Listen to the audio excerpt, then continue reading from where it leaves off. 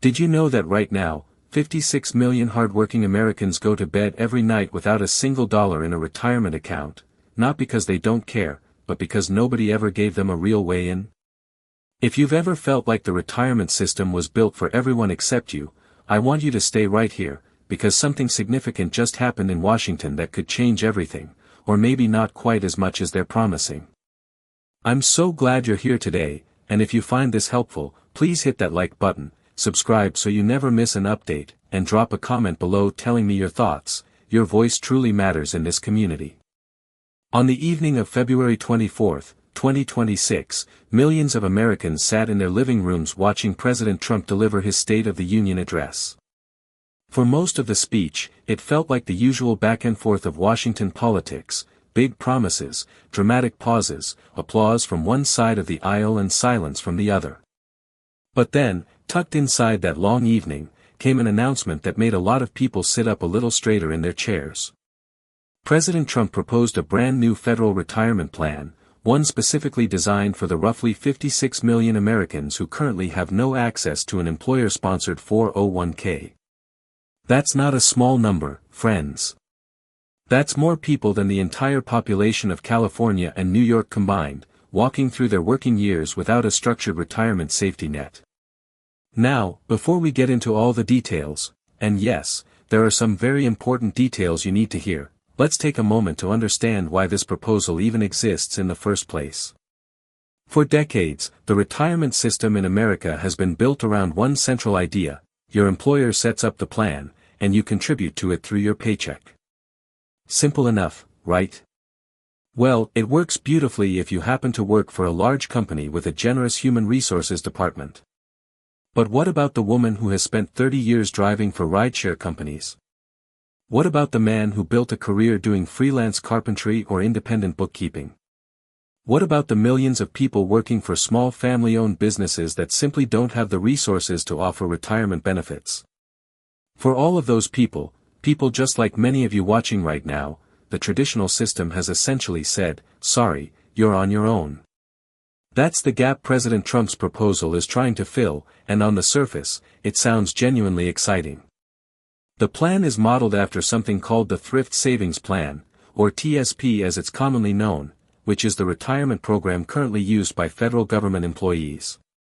If you've ever heard a federal worker talk about their TSP, you may have noticed they sound pretty pleased about it, and for good reason. The TSP is known for being straightforward, having very low management fees, and offering simple investment choices that don't require a finance degree to understand. It's the kind of plan that a regular, hardworking person can actually use without feeling overwhelmed, and that's a very good thing. Under Trump's proposal, these new accounts would be described as universal and portable. Now, that phrase might sound like government jargon, but it actually carries some real meaning for everyday workers. Universal means that whether you're a gig worker, a small business employee, or a contract worker jumping between companies, you could qualify. Portable means the account belongs to you personally. It follows you from job to job, year to year, like a loyal companion that never gets left behind. That's a meaningful improvement over some older employer-linked plans, where switching jobs could create all sorts of headaches with your savings. And here is the part that really grabbed headlines: the government would match your contributions up to $1,000 per year. $1,000 of essentially free money, added to your retirement savings just for participating. Now, I know what some of you might be thinking, because I was thinking it too. That sounds almost too good. And honestly, my friends, that instinct is worth listening to, because when we peel back the shiny wrapping on this proposal, there are some very real questions that haven't been answered yet. Let's talk about the first and perhaps most pressing concern: where exactly is this money coming from? As of right now, there is no official budget, no detailed policy document, no line item in the federal spending plan that explains how the government intends to fund a $1,000 annual match for potentially tens of millions of workers. Financial experts across the political spectrum have raised their eyebrows at this. Giving away $1 billion or more every year is not a small commitment, and the fact that the funding mechanism hasn't been clearly explained is something every thoughtful person should take note of. Then there's the question of timing. Even if everything moves forward smoothly, and in Washington, things rarely move smoothly, experts believe these accounts likely won't be available to workers until 2027 at the very earliest. The legislative framework needs to be built, the administrative systems need to be put in place, and all of that takes time. So if you are hoping to open one of these accounts next month, I'm sorry to be the bearer of that news. This is a plan for the future, not for tomorrow morning. There's also an interesting wrinkle that not many news reports have mentioned, and I think it's important for you to know about it. The matching contribution Trump described may actually be connected to something that already exists, a provision inside the Secure 2.0 Act, which was passed back in 2022. That law already includes something called the Savers Match, which is scheduled to begin in 2027. But here's the catch within the catch: the Savers Match comes with strict income limits. If your household earns more than around $71,000 per year, you likely wouldn't qualify at all. So while the proposal sounds universal, the actual financial benefit may be narrower than the headline suggests. And for those of you who are serious savers, the ones who have always wished you could put away more money for retirement, there's another limitation worth understanding. The projected contribution limits on these new accounts are expected to be significantly lower than what a standard 401k allows.